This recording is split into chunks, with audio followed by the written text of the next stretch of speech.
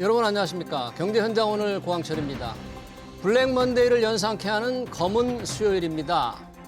코스피 급락으로 프로그램 매매를 일시 정지시키는 사이드카까지 발동됐습니다. 외국인들은 사흘 연속 주식을 대거 팔아치우고 있습니다. AI 투자 토론에 앞서 먼저 시퍼렇게 질린 증시부터 점검하겠습니다. 이경수 하나금융투자수석 연구위원 전화 연결돼 있습니다. 위원님 안녕하세요. 예, 안녕하세요. 네, 오늘 장 열자마자 낙폭이 전날 뉴욕 증시보다 훨씬 컸지 않습니까? 사이드카도 발동됐는데 조금 낙폭이 뭐 좁혀지고 있습니까? 어떻습니까? 네, 일단은 이제 최근에 이제 뉴욕 증시의 어떤 그 상승으로 이끌었던 것이 AI 사이클이었고, 네. 그 상승세가 조금 둔화되었은 상황에서 저희 한국의 IT 기반의 AI의 기술주들이 상당히 좀 부각을 받아서 급등했던 측면이 있습니다. 근데 지금 이제 뉴욕 증시가 AI 거품론에 이제 휩싸이는 그런 상황에서, 그런 센티먼트에서 한국의 이제 반도체의 비중이 상당히 좀 크잖아요. 그러면서 뉴욕 증시보다는 이제 낙폭이 좀 컸던 그런 측면이 있었던 것 같고요. 그리고 이 한국이 또 이제 미국보다 거의 올해 이제 YTD 기준으로 코스피 한 70% 정도 올랐고, 뉴욕 증시 해봐야 한 17%, 18% 올랐습니다. 그래서 너무 과한 이제 상승세가 되돌림 현상 역시도 좀 컸던 거 아닌가 싶고요. 지금 이제 코스피 지수는 오전 한때 이제 뭐 마이너스 5%, 6% 이렇게까지 떨어졌습니다. 그렇지만 정확하게 20일 평균 지수인 3,870선에서 바닥을 딛고 올라오는 모습이었는데요. 이것이 아무래도 이제 뒤늦게 시장을 좀 참여하려고 하는 그런 투자자들이 이런 이평선을 좀 보고 좀 약간 저가 매수를 하려는 그런 모습들이 관찰이 되면서 외인들은 계속 매도세 일관되게 보이고 있지만은 개인 투자자들의 어떤 매수가 좀 거세지면서 지수는 약간 이제 오전보다는 조금 더 만회하는 그런 모습들이 관찰이 되고 있습니다. 일단은 지금 이제 반도체하고 운전, 방산, 조선 기존에 이제 급등했던 종목군들이 급락을 하는 모습들이 관찰이 됐고요. 또한 이제 소외되었던 코스닥 같은 종목군들도 역시 급락세가 관찰되었습니다. 오히려 이제 디펜시브라고 볼 수 있는 이제 뭐 보험이라든지 금융 쪽, 아니면 이제 뭐 제약바이오 이런 쪽은 이제 약간 낙폭이 좀 덜한 측면도 있고, 또 종목으로 본다면 뭐 로보틱스에 대한 기대감을 오전에 많이 이제 피력을 한 것 같습니다. 네이버의 어떤 이제 시총상의 이제 유일한 상승 종목군도 관찰이 되고 있습니다. 지금 이제 외인들의 선물 위주로 현물 매도는 상당히 거세지만 선물 위주로 좀 매도세를 좀 줄이는 모습 관찰이 되면서 시장의 하락세가 좀 이제 오전보다는 팬이라고 보기에는 좀 어렵고 조금 이제 만회 중이다 이렇게 보고 있습니다. 만회하는 중이다. 외국인들의 선물 매도세가 조금은 진정된다고 하는데 지금까지 외국인들이 판 물량을 보니까 금액을 보니까 2조 3천억 원이 넘었더라고요. 그만큼을 다 개인들이 지금 받아주고 있는데 우리 한국 개미들 정말 용감한데요. 외국인들 혹시 다시 셀 코리아 뭐 이런 대열 시작하는 건가요? 일단 단기적으로는 뭐 일단 매도세가 불가피하다고 봅니다. 사실 이제 원달러 환율이 지금 이제 1,450원대까지도 근접하는 그런 모습들이 관찰됐습니다. 사실은 원달러 환율이 상승이 어제 오늘 일이라기보다는 추세적으로 이어왔던 측면이 있지만 AI에 대한 어떤 이제 한국 반도체 기업들의 어떤 그 기술력 그리고 실적에 대한 개선감 이런 것들의 기대감 때문에 사실은 원달러, 원화가 이제 약세가 됐다라는 것이 외인 수급에 반영이 되지 못했어요. 그렇지만 요게 이제 글로벌 AI 기업들의 어떤 그 주가 버블론, 약간 좀 상승세가 단기적으로 과열됐다. 이렇게 이제 평가가 되다 보니까, 이제 뒤늦게 원화 약세에 대한 외인들의 수급 이탈이 관찰이 되고 있다. 이렇게 좀 평가를 하고 있습니다. 추가적으로도 사실은 원달러 환율은 상승 압박을 받을 수 없다라고 봅니다. 수밖에 없다라고 보고 있는데 일단 미국 기준금리가 이제 추가 인하에 조금 인색할 거라는 그런 센티먼트도 있고 한국 재정 확대 뭐 이런 영향도 상당히 좀 부각이 될 것 같습니다. 그래서 환율은 조금 상승할 전망이 있습니다. 다만 이제 지금 저희가 다르게 봐야 되는 것은 환율은 이제 변동성이 좀 더 중요할 것이다. 방향성은 우리가 좀 어떻게 보면 중장기적으로 뉴노멀 컨셉으로 가지고 가야 된다라고 생각이 듭니다. 네. 왜냐하면 지금 내년에 그 수출주의 한국 이익 비중이 훨씬 늘어났습니다. 그러니까 점진적으로 자동차, 반도체, 뭐 2차 전지 이런 쪽에 이익이 조금 더 계속 이제 비율이 높아지고 있고 오히려 네. 내수 쪽은 줄어들고 있다는 말이죠. 네. 그런 측면에서 보면 원달러 환율 상승은 분명 외국인들 수급 측면에서 자산 배분 측면에서 부담이 되는 요인은 맞지만은 네. 이것이 한국의 수출주의 펀더멘털 개선 요인은 분명히 맞다라고 볼 수가 있는 것이죠. 네. 관세를 조금 줄여드릴 수 있는 그런 임팩트가 나타나고 있고 이런 네. 것들은 다시 펀더멘털이 개선이 되면서 외인들 수급의 잠재적으로 외인들 수급 유입을 야기할 수 있는 이런 흐름으로 좀 봐야 될 것 같습니다. 그래서 네. 원달러 환율 상승의 급등이 사실은 외인들의 수급을 이탈시키기는 하지만 이것이 변동성이 좀 둔화되면 외인들은 한국의 펀더멘털이 다시 부각이 되면서 다시 들어올 수가 있지 않겠느냐 그렇게 좀 평가를 하고 있습니다. 알겠습니다. 시장 동향 잘 들었습니다. 지금까지 이경수 하나금융투자 수석 연구위원이었습니다. 고맙습니다. 감사합니다. 네. 방금 보신 것처럼 AI 거품 논란으로 코스피가 한때 3,900선도 깨졌죠. 빅테크 기업들의 AI 투자는 과열일까요? 막대한 자금을 어떻게 조달할지 수익을 낼 수 있을지 회의적인 시각도 적지 않습니다. 정부는 산업화와 정보화 고속도로처럼 AI 고속도로를 깔겠다며 내년 AI 예산을 10조 원 이상으로 늘렸는데요. AI 투자 경쟁과 우리 정부의 AI 드라이브 전문가들과 따져보겠습니다. 이병욱 서울과학종합대학원 AI 전략경영 주임 교수, 홍아름 경희대 테크노 경영대학원 교수 나오셨습니다. 두 분 어서 오십시오. 네, 반갑습니다. 네, 방금 보신 것처럼 지금 주식시장은 AI 거품 논란으로 지금 상당한 폭의 조정을 겪고 있는데 AI 투자 훈풍이 이제 반도체만이 아니죠. 데이터 센터, 인프라 기업 이런 주가 상승을 일으키면서 뭔가 선순환으로 되고 있다. 주가도 올리고 산업에 대한 투자도 늘어나고 잠시 지금 제동이 걸린 것 같은 분위기인데 시장과 연계해서 이런 투자의 선순환을 혹시 어떻게 보셨어요? 뭐 사실 최근에 이렇게 가파르게 성장한 거는 미국 빅테크들이 그만큼 투자를 했던 거고 저희는 이제 공급하는 입장에서 당연히 이제 삼성과 하이닉스가 이제 이끌어왔죠. 특히나 가장 큰 호재는 이제 삼성전자가 15만 원까지 얘기가 나온 이유는 예. 이제 소위 말하는 스타게이트라는 프로젝트고요. 스타게이트. 이 프로젝트는 뭐냐면 향후 이제 4년 이내에 약 700에서 800조 원을 투자해서 미국 내 대형 데이터 센터, AI 센터를 짓겠다라는 프로젝트고요. 예. 여기 이제 오픈 AI랑 소프트뱅크 뭐 이렇게 주도를 하고 있는데 중요한 건 여기에 삼성전자와 하이닉스 반도체의 이 반도체 공급이 절대적으로 필요하거든요. 그렇죠. 그런 관점에서 이제 요게 계속 제대로 진행만 된다라고 하면 2029년까지 일단 뭐 삼성전자와 하이닉스는 주가는 안 올라갈 수가 없어요. 근데 중요한 거는 어제 그 팔란티아의 주가가 떨어지면서 우리가 영향을 받은 것처럼 팔란티어. 과연 오픈 AI가 7에서 800조 원 되는 돈을 공급할 수 있겠느냐에 대한 이제 회의가 또 있을 수 있잖아요. 이게 불확실성이 같이 이제 물린 것 같아요. 근데 이제 우리가 바라기는 이 미국이 계속 빅테크가 투자를 이제 순조롭게 이어가면 예. 삼성과 하이닉스가 우리 뭐 주가의 20, 30% 이상을 차지를 하니까 주식은 계속 뭐 5천억 원을 갈 건데 예.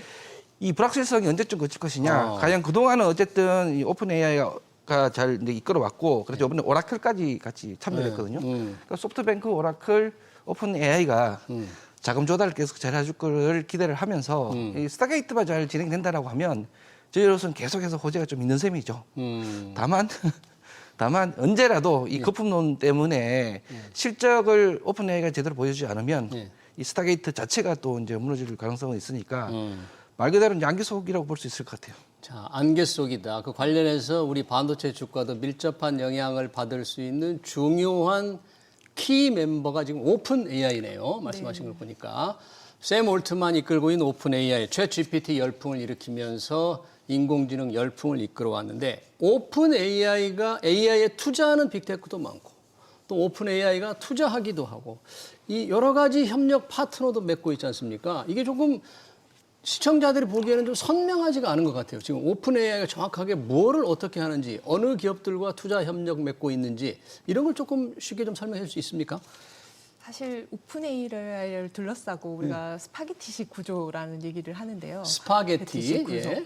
사실 여러 가지 스트래티직 얼라이언스를 하는 전략적인 제휴를 하는 것들을 보면 AI 모델뿐만이 아니라 클라우드 관련된 데이터 센터 이런 것들이 서로 얽혀서 움직이고 있습니다. 서로 그 얽혀서. 말은 AI 생태계를 만들겠다. 그리고 예. AI 생태계를 선점하고자 하는 그러한 노력이라고 보여지는데요. 예. 사실은 이 GPU 우리가 26만 장 확보에 있어서 예. 여러 가지 이제 계산력이나 시장을 확보하기 위한 동맹을 만들고 그 예. 동맹 안에서 AI를 모델을 돌려보다 보면 사실 이 GPU, 데이터 센터, 전력, 트래픽 모든 것들이 다 필요하고 이런 것들을 계속해서 받아주려는 한 회사가 이걸 스탠드얼론으로 할 수는 없는 한에서 혼자 할 수는 없다.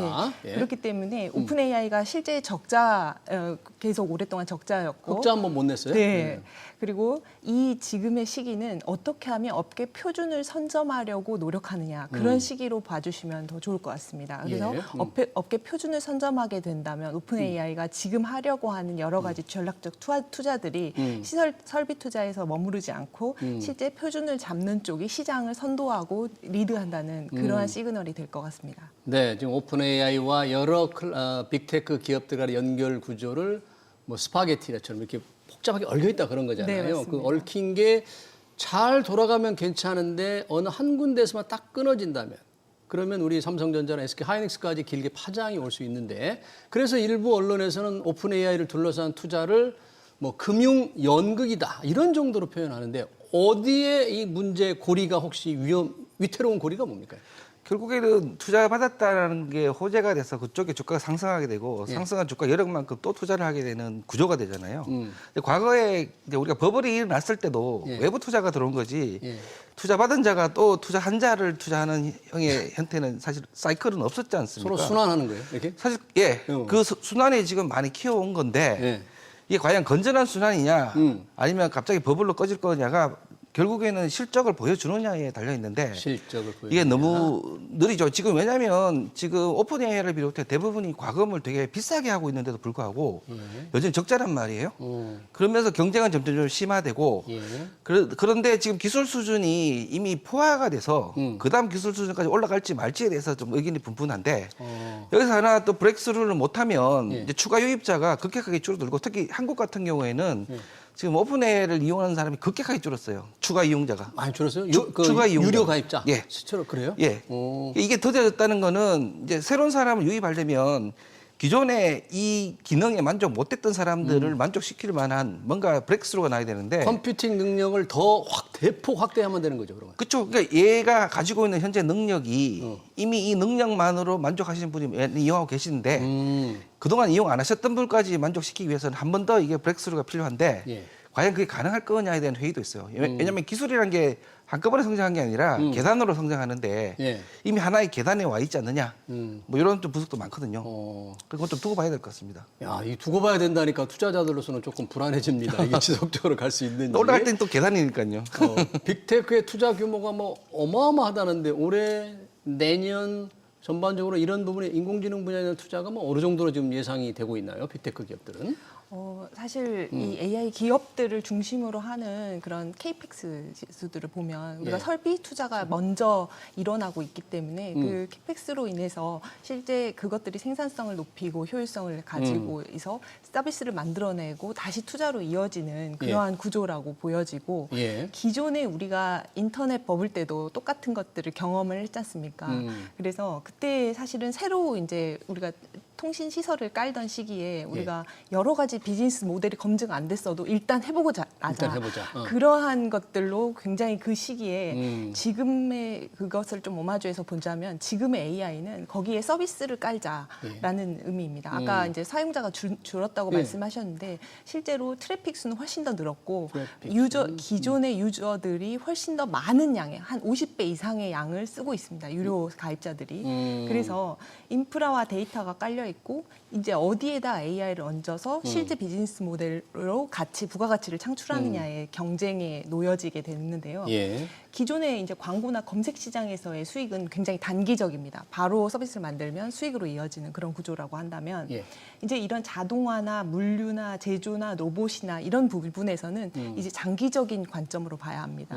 왜냐하면 이것은 안전성이나 품질이 개런티가 되지 않으면 계속 지속 가능한 모델이 아니기 때문입니다. 그렇기 때문에 우리나라 지금 인터넷 인프라가 닷컴 버블에서 나왔다면 이제 AI에서는 이 스피드가 계속해서 높아지고 혁신의 스피드가 높아지는 이 시기에 단기적인 실적만 보는 것이 아니라 향후 10년간의 경쟁력을 확보해서 선별적인 버블 그런 것들을 확인해야 되는 시점이라고 생각합니다. 그러네요. AI 하면은 우리 산업으로 조금 돌아와서 보면 얼마 전에 에이펙 정상회의에서 젠슨왕 엔비디아 CEO와 이재명 대통령도 만나고 이재용 회장 뭐 다 만나서 한 게 우리 GPU 최첨단 GPU 26만 장을 우리가 이제 확보했다 그러잖아요. 거기에 현대차도 들어가 있고 삼성전자, SK, 네이버도 있잖아요. 정부도 이 26만 장 확보하는 거는 젠슨왕이 와서 결국 우리한테 파는 거잖아요. 뭐 선물이라고 이게 해야 될지 알지 모르겠습니다. 판 건데 이게 그렇게 왜 이렇게 중요한 거예요, 이게? 그게 지금 이제 엔비디아가 공급하고 있는 이제 GPU의 반 정도는 이제 미국 외에서 팔리고 반 정도는 미국 내에서 팔려요. 그런데 이제 최첨단 그러니까 우리가 흔히 말하는 H100, 블랙벨이라 부르는 최첨단의 판매를 보면 99%가 미국에서만 팔려요. 미국에서만 90%. 그러니까 사고 싶어도 못 사고 예. 살려고 해도 1, 2년을 대기해야만 되는 생산 라인의 카패시티가 이미 꽉 차 있는 거죠. 예. 자, 그래서 이번에 26만 장 이전에 우리가 확보하려고 했던 5만 장이 있었는데요. 예. 그 목표는 H100이었어요. 근데 이번에 26만 장은 H100의 더 상위 버전인 블랙웰을 26만 장을 수년에 걸쳐서 물론 5년 정도 나눠지겠지만 예. 그걸 주겠다라고 하는 거거든요. 근데 지금 유럽 같은 경우에도 생산 라인상 그걸 받고 싶어도 예. 26년까지는 이미 꽉 차서 26년 말이나 받을 수 있었던 건데 예. 저희는 그걸 무려 26만 장이나 받을 수 있는 자기들 생산 라인에 계획에 넣어주겠다는 의미거든요. 이렇게 되면 만약 우리가 26만 장을 확보한다라고 하면 개수로만 따지면 전 세계 3위 수준이 돼버려요. 3위 미국, 유럽, 그다음에 저희 중국은 중국은 이게 수출이 금지돼 있어요. H100이랑 블랙웰이 금지돼 있고 그 하이 버전만 들어가 있기 때문에 중국 내에 있는 GPU는 엔비디아가 공급을 지금 못하고 있는 상태라고 보시면 됩니다. 최상단. 자, 그렇게 되면 일단 26만 장을 뭘 할 수 있는가 하면 이게 그 인공지능이 크게 나누면 모델을 만드는 훈련 단계가 있고요. 네. 이게 GPU가 가장 많이 들어요. 우리나라는 지금까지 확보된 H100만 2,000장 정도밖에 안 돼요. 아, 그래요? 거기에 비해서 오픈AI는 70만 장, 메타가 40만 장 수준으로 갖고 있거든요. 아까 말씀드렸지만 미국이 독식을 하고 있던 시장이에요. 그러면 우리가 훈련에 들어서 만들어서 모델을 만들었으면 실제로 활용을 해야 되잖아요. 예. 그러면 공장에서 이거 활용하기 위해서 자율주행에 활용한다든지 할 때 우리가 음성으로 지시를 하면 실시간으로 반응할 수 있으려면 GPU가 필수적으로 필요하거든요. 그동안에 공장 스마트화를 잘 못했던 이유가 예. 결국에는 실시간으로 대응이 안 되다 보니까 외부 환경을 얘가 반응하지를 못하고 사전에 지시된 형태로 수동적으로만 이제 네. 움직였었던 거죠. 그럼 우리 이제 앞으로 자율주행을 한다든가 이제 삼성에서 반도체에서 AI 반도체를 만들 때 그 반도체 공정을 자동화할 때 외부 환경에 능동적으로 할 수 있는 그런 걸 확보했다라는 측면이 네. 매우 중요한데 한 가지 우려되는 거는 이게 26만 장을 갖고 온다고 바로 작동할 수 있는 게 아니에요. 네. 왜냐하면 26만 장을 작동하려면 데이터 센터를 지어야 되는데 예. 이 얼추 계산해도 0.5 기가와트 정도의 전력이 필요한 데이터 센터가 필요한데 네. 우리나라에서 제일 큰 데이터 센터를 가진 네이버의 지금 용량이 0.2 정도밖에 안 돼요. 그 부분 데이터 센터 저희가 조금 이따 한번 다시 들어보기로 하고 네네. 이게 산업에서 굉장히 중요한데 근데 트럼프 대통령이 그랬더라고요. 최첨단 AI 칩 블랙웰은 미국 외에는 안 된다. 중국한테만 수출을 제한하는 줄 알았더니 오로지 이거는 미국에서만 쓸 수 있다. 이런 말을 했던데 트럼프 대통령 말을 다 믿을 수는 없지만 혹시 엔비디아는 팔고 싶은데 미 행정부에서 못 팔게 하는 이런 일이 생기면 우리가 약속받은 거 공수표가 되나요? 우리 이 첨단 AI 칩은 히토류처럼 이제 네. 전략 물자라는 거죠. 네. 이 전략 물자가 됐기 때문에 네. 이게 안보하고도 굉장히 연관이 돼 있고 우리나라가 그렇기 때문에 멀티벤더 이런 전략을 가져가야 된다고 생각합니다. 그건 지금 무슨 뜻이죠? 예. 엔비디아의 26만 장 계약을 확보했다라는 거기에서 더 나아가서 AMD나 다른 여러 가지 벤더사들하고도 생각을 해봐야 되고 국산 또 AI 칩 개발에도 좀 더 우리가 기술 개발을 해야 되는 시점이라고 여겨집니다. 왜냐하면 이게 모델이 지금 굉장히 이제 라지 랭귀지 모델에서 또 스몰 랭귀지 모델까지 여러 가지 모델이 기술 개발이 되고 있기 때문에 이런 기술에 대한 모델 경량화 또 양자화 이런 것들을 대비해서 계속해서 우리가 GPU로 학습하는 그런 기술들이 계속 점진적으로 개발이 된다면 국내의 이런 데이터 센터들 그런 것들을 온프레미스로 해서 우리 국내 안에서 해외 클라우드가 아니라 우리 국내에서도 돌릴 수 있는 이 칩을 누가 주느냐의 문제에서 우리가 얼만큼 돌릴 수 있느냐의 그러한 경쟁력으로 가져가야 된다는 시그널로 받아들이고 사실은 이러한 GPU 우리가 산업적으로 가져와서 봤을 때는 이런 것들을 우리가 어디에 적용할 수 있어서 사실은 이렇게 개런티를 받았냐라고 했을 때 현대나 이제 삼성을 타겟으로 우리가 해서 본다면 실제 우리가 잘하고 있는 이런 제조 분야에서 우리나라가 지금 세계 1등을 하고 있는 것이 바로 로봇 밀도입니다. 로봇 밀도. 네. 이제 산업 현장에서 우리가 제조 인력 10,000명당 몇 대의 로봇을 보유하고 있냐, 얼만큼 자동화돼 있냐에 대한 지표인데 이게 1,021대로 우리가 세계 1위고 그 다음에 싱가포르, 그 다음에 독일 이런 순위입니다. 그렇기 때문에 우리가 로봇 밀도가 높다는 건 이런 AI 기술들이 여기에 접목이 됐을 때 제조 현장에 접목이 되고 좀 정밀 제조 부분에서 여러 공정에 가미가 됐을 때 훨씬 더 파괴적인 접근성이 가능하고 이러한 로봇 밀도 1위라는 것들이 이들을 지금 한국이 계속해서 전략적인 파트너십을 계속 가져가야 되는 대상 국가로 보고 이번에도 이런 큰 약속을 하지 않았나라고 생각이 듭니다. 이 트럼프 대통령이 못 팔게 하는 건 괜찮겠죠? 그건 자립을 해야 된다고 생각합니다. 외교와 자립의 문제라고 생각합니다. 그러니까 이병욱 교수님 이제 데이터 센터 잠깐 언급을 하시려고 했는데 이게 필요한 전력이 0.5 기가와트 정도. 그렇죠. 26만 개를 돌리기 위한 전력을 생각해 보면 0.5 기가와트 정도가 필요한데 국내에서 가장 큰 센터를 운영하고 있는 네이버가 0.2 조금 더 높아요. 근데 이걸 짓는 데 걸린 시간을 계산해 보고 그걸 보면 각각 지금 삼성이 5만 개, 뭐 현대가 5만 개씩 갖고 그러잖아요. 네이버도 그럼 각각 100메가와트 이상씩을 지어야 되는데 이게 시간적으로 가능하겠느냐라는 이제 우려가 드는 게 아시다시피 부지 선정부터 우리나라는 한전에서 변전소를 갈 때 수도권에서 거리도 계산하고 그다음에 아시다시피 이제 지방에서 반대를 했을 때 부지 선정이 쉽지가 않거든요. 이 데이터 센터 짓는 거를 뭐 혐오 시설로 이렇게 반대한다는데 그래서 최초에 5만 장을 확보한다고 했을 때는 5만 장은 현실적으로 데이터 센터까지 병행돼서 4년, 5년 내에 우리가 설치할 수 있는 용량이 되는데 일단 그 이상으로 너무 많이 받게 되긴 했는데 너무 좋은 소식이긴 한데 과연 그럼 데이터 센터가 받쳐줄 만큼 각각 기업들이 만들 수 있는지의 용량을 보면 그게 가장 큰 문제인 거고 지금 이제 그 테슬라를 한 일론 머스크라든지 데이터 센터를 만들 때 그래서 썼던 방법이 자기가 갖고 있는 자동차 공장 부지를 그대로 이용해서 그 안에서 데이터 센터를 만들므로써 이번에 6개월 만에 거의 300메가와트짜리를 바로 만들었거든요. 모든 국가에서 5년 정도 걸리는 거를 일론 머스크는 6개월 만에 해버렸어요. 아, 머리 좋네. 그런데 우리나라에서 그런 행정력을 하려면 절대적으로 국가가 이걸 밀어주면 가능할 수도 있는데 국가가 밀어줘도요 때로는 지자체에서 또 반대를 해요. 그렇죠. 이제 그래서 이게 놀라움과 동시에 약간 어떤 걱정이 같이 하는 것과 동시에 저 미국의 아까 트럼프가 잠깐 얘기를 했는데요. 이거는 미국이 중국에 금수 조치하는 것과 동맹국의 금수 조치는 완전히 달라서 동맹국 금수 조치가 국가 비상사태를 선포해야 되거든요. 근데 어차피 그걸 안 해도 99%가 미국에서 팔리고 있는데 트럼프 입장에서는 하나하나 똑같은 거를 말만 했을 가능성이 커진 거죠. 왜냐하면 그럼으로써 소위 말하는 이제 마가 세력들이 집결하고 그런 효과를 노리면서도 어차피 컨트롤을 안 해도 대부분의 칩들은 국내에서만 팔리고 있고 그리고 뭐라고 붙였는가 하면 최첨단 칩이라는 말을 썼는데요. 최첨단 칩. 5년쯤 지나면 블랙웰이 최첨단이 아닐 거거든요. 블랙웰만 하더라도 HBM3예요. 좀 있으면 HBM4 단계 나올 건데 그렇게 따지면 우리가 공급받기로 한 블랙웰은 또 최첨단은 아니게 되거든요. 그래서 이제 워딩일 가능성이 되게 많다라고 저는 보고 있고 오히려 더 걱정은 그렇게 많이 준 26만 대를 최대한 빨리 운영을 하면 우리가 큰 수혜를 볼 텐데 그게 가장 인프라를 갖추기 어렵다 그런 그렇죠. 얘기네. 그게 지금 데이터 센터 짓고 말씀하신 데이터 센터가 전력 가장 공급을 큰 거고요.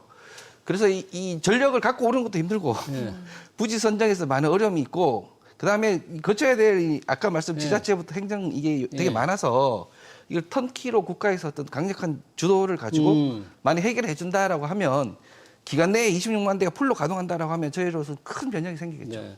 그러니까 젠슨왕 엔비디아로부터 26만 원을 받기로 우리가 약속을 했으면 받을 수 있는 준비를 조금 철저히 해야 되는데 그 부분에 더 관심 너무 큰 선물이 와버렸죠. 네, 그러네요.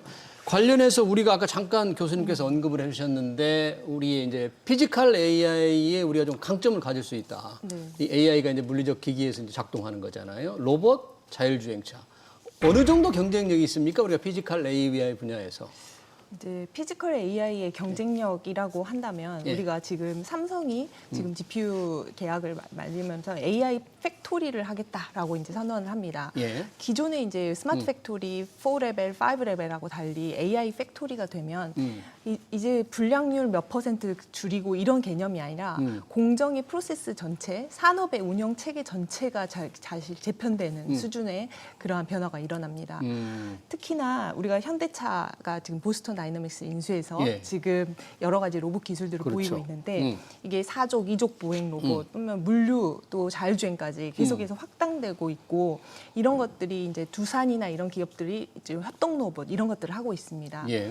그렇기 때문에 산업 현장의 자동화 부분에서 미국이나 중국은 AI에 대한 모델이나 자본력 규모는 굉장히 크지만 우리나라는 보다 정밀하고 거기에 안에서 여러 가지 인증이나 장비의 현장에 대한 피드백 예. 그리고 도메인 날리지가 강한 여러 가지 이제 인력들 이런 것들이 강하기 때문에 제가 강조하고 싶은 것들은 이런 클라우드 AI에서 온 디바이스 AI로 더 진화하고 디바이스 AI로. 네, 그리고 피지컬 AI에서 현장에서 바로바로 판단하고 제어하는 이런 AI 팩토리에서는 데이터가 그 자리에서 학습되는 그러한 구조로 계속 흘러갈 거기 때문에 예. 이 관련된 인프라를 잘 구축해 놓는 것들이 가장 중요하다고 생각합니다.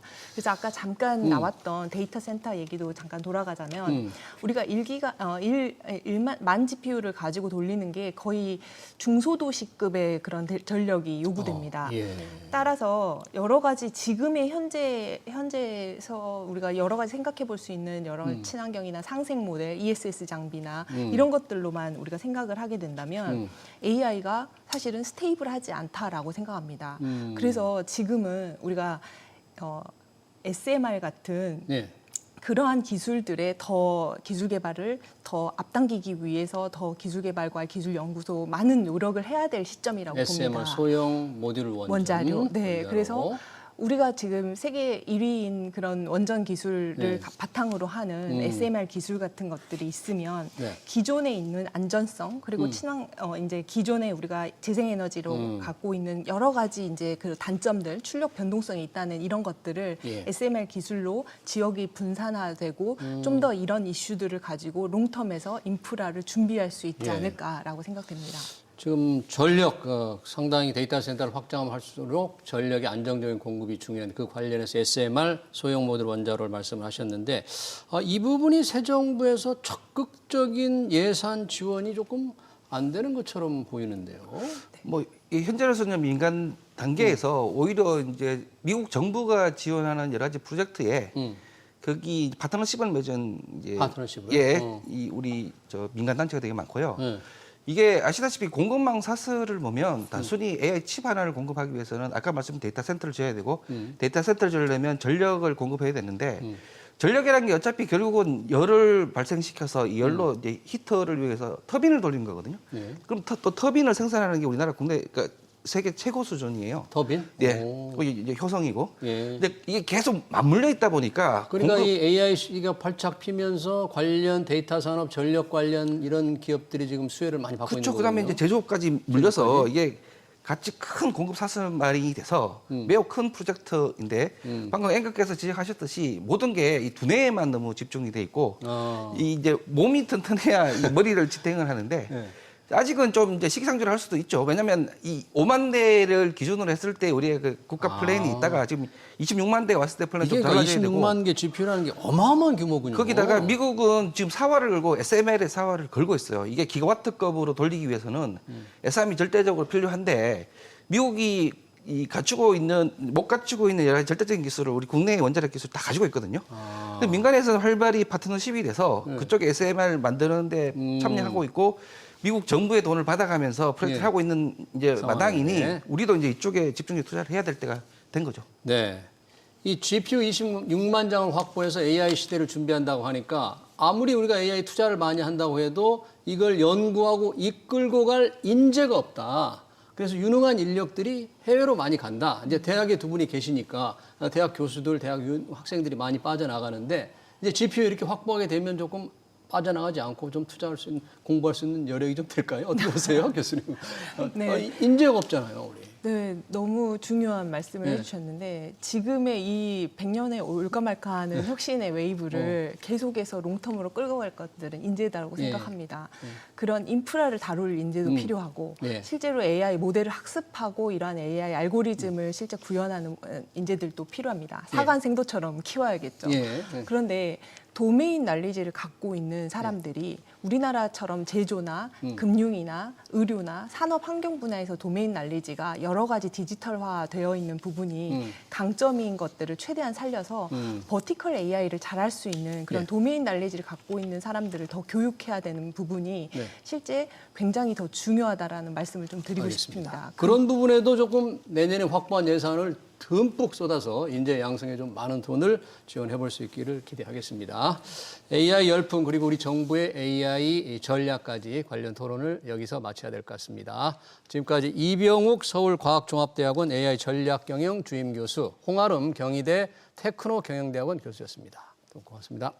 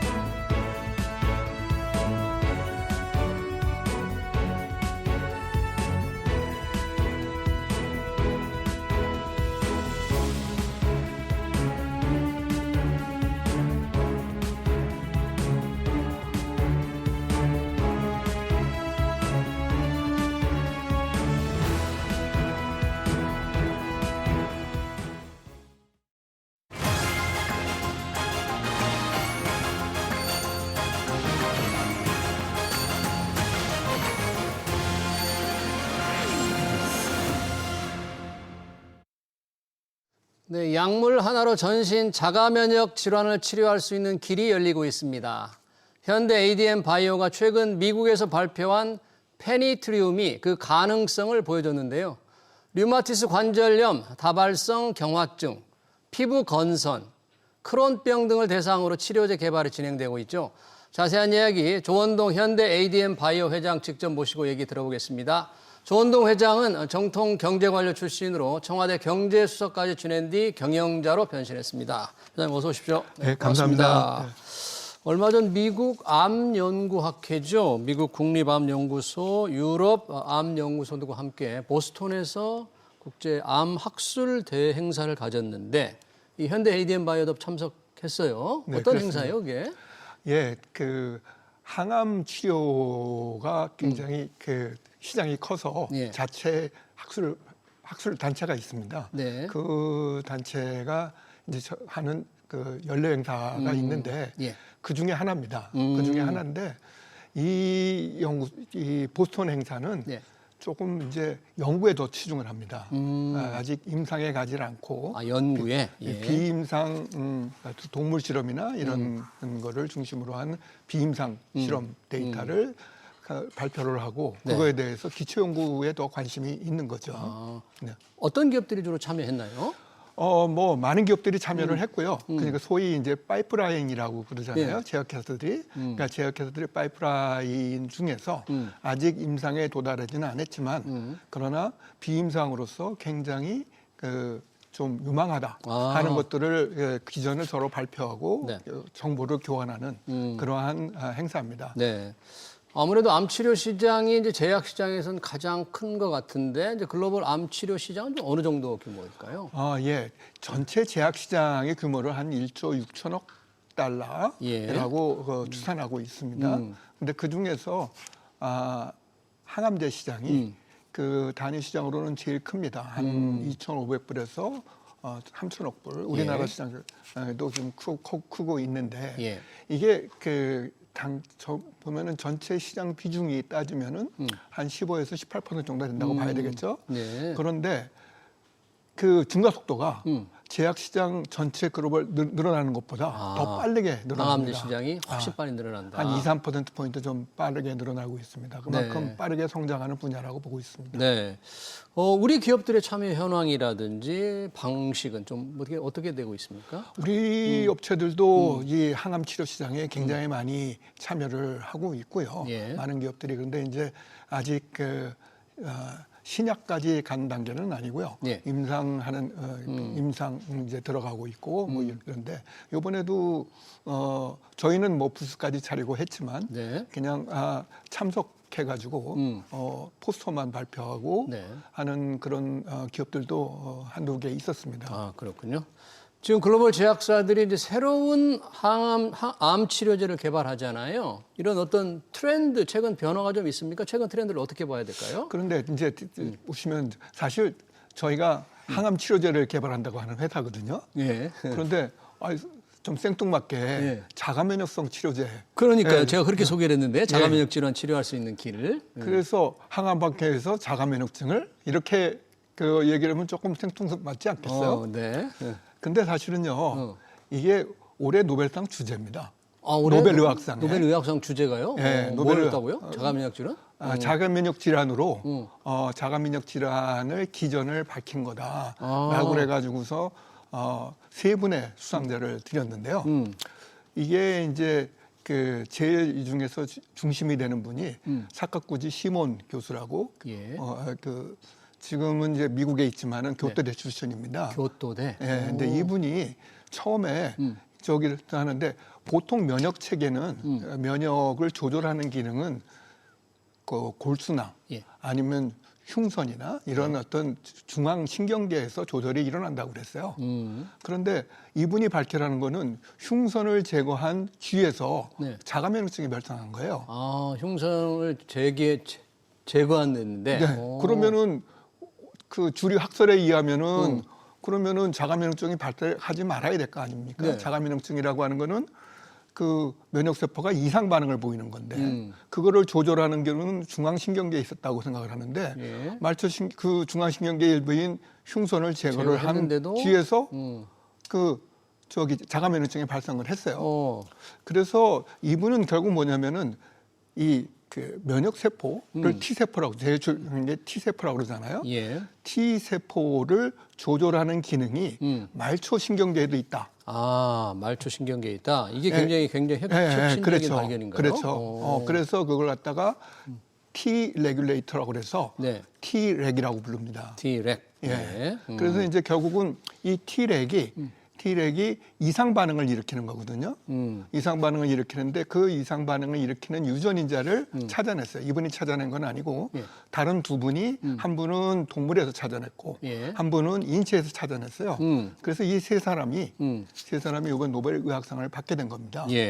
그런데 여기 보면은 이분이 사카구치 교수가 처음에 이 연구를 시작할 적에 암연구소부터 시작을 했어요. 암연구부터? 암연구소 시작을 했는데 왜 그러냐면은 그 당시에 암세포 주변에 암세포도 암세포지만 암세포 주변에 미세 환경. 미세 환경. 그래서 그 암을 튜머라고 그러잖아요. 튜머. 미세 환경은 마이크로 인바이러먼트. 그 TM이라고 하는 그런 것들이 그 학계의 주류 연구 분야가 됐습니다. 그때요. 암 미세 환경, 암세포 주변의 미세 환경. 이분이 이제 거기서부터 T렉의 존재를 찾아내기 시작을 해가지고 아까 말씀은 T세포를 조절하는 인자죠. 세포. 이걸 찾아내기 시작을 해가지고 그 전체의 그 면역 기전을 밝혔는데 암은 면역 세포가 제대로 작동하지 않는 거죠, 그렇죠? 그렇죠. 면역세포가 작동을 안 해서 이제 아니라는 거고. 자가 면역증은 면역세포가 너무 과다하게 반응하는 거죠. 예. 이거를 관통하는 암에서부터 자가 면역증까지 관통하는 치료 기전, 그러니까 그 작동 기전을 밝혀낸 거죠. 아, 작동 기전을. 예. 예. 그러면 현대 ADM 바이오가 개발한 약물이 이제 페니트리움이라고 그러는데 이것과 방금 말씀하신 암과 자가 면역전을 관통하는 기전과 어떤 관계가 있는 거예요, 페니트리움? 예, 근데 그 TME에서 처음에 T렉을 발견했다 그랬지 않습니까? 그런데 TME에는 꼭 저기만 있는 건 아닙니다. T렉만 있는 게 아니고요. 보니까 뭐냐면 그 섬유성 물질을 갖다가 뿜어내는 세포가 따로 있습니다. 섬유성 물질 뿜어내는 세포가 있다. 예. 이게 암세포하고 연관이 되면 악성 섬유질을 뽑아냅니다. 아, 그래요? 이래서 이것이 암세포를 보호하는 물리적 장벽을 만들어내죠.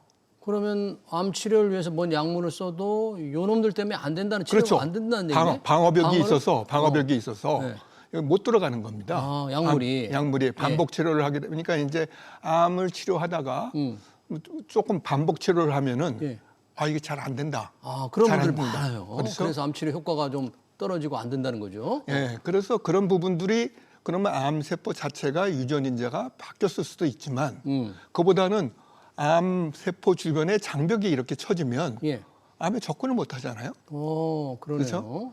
그래서 이제 이런 걸 갖다가 그 암세포 외기질이라고 그래가지고 엑스트라셀룰러 매트릭스 그래서 ECM이라고 합니다.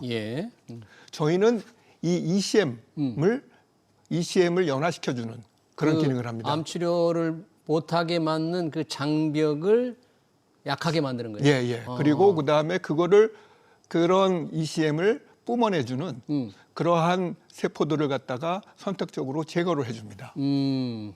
그래서 병리가 된 그런 세포들을 그렇게 해주거든요. 네. 그걸 지금 개발 상황이 어느 정도까지 지금 진전이 된 거예요? 조금만 더 말씀을 드리면요.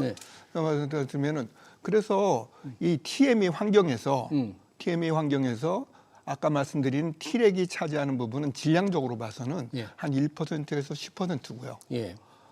그리고 그보다 아까 ECM이라든지 그다음에 그 ECM을 뿜어내는 그런 보조세포 이런 보조세포들을 따지면 이게 사실은 90% 정도를 차지합니다. 그래서 사실은 더 큰 장벽이죠. 장벽이. 그래서 이 장벽을 만약에 좀 제거하거나 선택적으로 정상화시켜 줄 수 있으면 그러면 이런 것들이 그 암치료도 좀 쉽다. 암치료 효과를 높일 수 있다. 그러니까 이제 저희 약은 암 세포를 갖다가 그 방어벽을 갖다가 열어주는 거고. 그래서 치료를 할 수 있게. 그렇죠. 그러면 이제 다른 항암제가 들어가서 면역세포나 항암제가 들어가서 암세포를 실제로 공략할 수 있도록 하는 이제 문을 열어주는 기능이죠. 병용 치료를 이제 해야 되는 데서 아주 중요한 그런 거네요. 그렇죠. 그런데 이제 저희가 요번에 했던 거는 이게 암 치료뿐만 아니라 ECM이라는 게 아까 말씀드린 ECM이라는 게 세포 온갖 군데 다 있는 거예요. 그 자가 면역증에도 이러한 ECM 장벽이 있다. 자가 면역 질환에도 그래서 ECM이 제거를 해주면 그 면역 세포가 제대로 정상화될 수 있다 하는 거를 그러한 가설을 세우고 저희가 하는 그런 약물이 과연 이러한 데도 적용이 될 수 있을까 하고 동물 실험에서 저희가 했던 겁니다. 그 했던 결과가 어떻게 나왔는지 그걸 지금 발표한 거예요. 이번 그렇죠. 보스턴 그렇습니다. 암학회에서. 그렇습니다. 어떻게 발표를 하신 거예요? 어떻게 나왔다? 류마티스 관절염은 거의 완치가 된 쥐가 10마리씩 했는데요. 10마리 쥐를 대상으로. 그중에 그러니까 군을 여러 개 나눴는데 나눠가지고. 그래서 저희가 치료한 그 치료군에서 보면은 10마리에서 4마리가 완전히 관해라고 표현을 하대요. 없어졌습니다.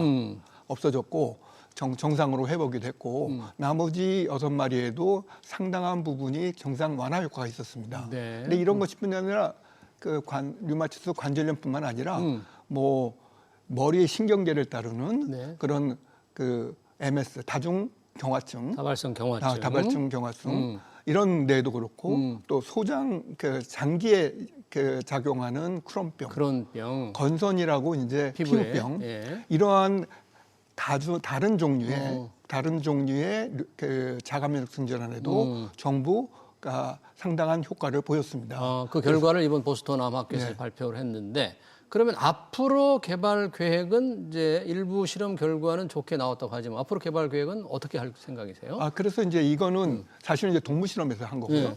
그러니까 사람 인체를 하는 거는 또 다른 문제죠. 그 전혀 다른 문제죠. 네, 다른 또. 문제죠. 그러니까 다른 문제인데 저희는 현재 그 전립선암에 대해서 임상 허가를 받았고요. 그다음에서 전립선이죠? 네. 제조를 조금 변경하기 위한 제조사 변경을 지금 신청 중에 있습니다. 예. 그리고 그다음에 유방암, 폐암에 대해서는 또 임상 시험을 신청을 하고 있고요. 네. 그래서 이것이 허가가 된다면 국내에서 하는 건가요? 그렇죠. 네. 국내에서 요즘은 일상을 시작을 하려고 합니다. 예. 일상을 시작을 하면 이건 무슨 이야기냐면 일상이라고 하는 거는 일상이라는 것은 사람한테 먹여도 독성이 없다는 걸 갖다가 관측을 하는 거거든요. 예. 그러면 만약 여기서 성공을 한다 그러면 예. 그러면은 이 부분을 갖다가 자가면역증에다가 똑같은 용량을 해봤으니까요. 예. 용량 용법을 해봤는데 이거 동물 실험에서 성공을 한 거거든요. 예. 그러면 사람한테서 독성이 없다고 그러면은 류마티스 관절염이나 이런 데도 바로 적용할 수가 있지 않을까 네. 이렇게 생각을 하고 있습니다. 네. 뭐 미국에서 임상 계획도 있다는 예. 얘기인데, 미국에서 지금 하려고 하는데 예. 미국 임상은 사실 우리나라보다는 조금 손쉽습니다. 제조사 손쉬워요? 입장에 봐서는. 더 어려운 게 아니고요. 비용도 많이 들고 그러잖아요. 비용은 뭐 좀 들기는 하겠지만 예. 산하 절차나 이런 면에서는 조금 더 쉽습니다. 아, 왜냐하면 절차가? 미국의 경우에는 그 환자의 안전성만 확보가 된다면 그러면 스폰서가 책임지고 해라 그래요? 하는 그런 주의지만 예. 우리나라에서는 만약 잘못되면은 그러면 시약처 공무원도 우리가 더 다치거든요. 엄격하군요. 엄격해서. 네, 네. 그래서 그런 부분에 대해서 훨씬 더 우리는 어려운 상황을 겪고 있습니다. 알겠습니다. 네, 이 자가면역 질환 치료할 수 있는 새로운 약물 치료, 이어서 암 치료와 함께 도전하고 있는 현대 ADM 바이오의 조원동 회장이었습니다. 회장님 고맙습니다. 네, 감사합니다.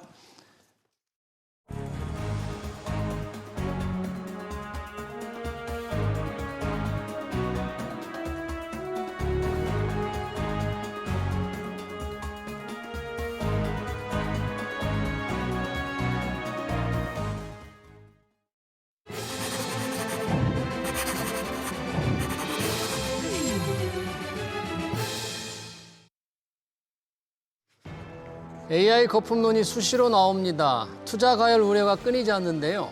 빅테크 기업들은 아랑곳하지 않고 투자를 늘립니다. 컴퓨팅 능력을 확대해 경쟁에서 이겨야 하기 때문이죠. 데이터 센터 투자가 5년 안에 6배 이상 늘어날 거라는 전망이 나올 정도입니다. 문제는 투자를 확대한 만큼 매출이나 수익이 뒤따르지 않는다는 겁니다. 그때마다 AI 거품론은 고개를 들 겁니다. AI는 수백 년 전 철도와 전기에 비견됩니다. 아직은 승자와 패자를 가릴 수 없습니다. SBS 경제 현장 오늘 여기서 마치겠습니다. 시청해주신 여러분 고맙습니다.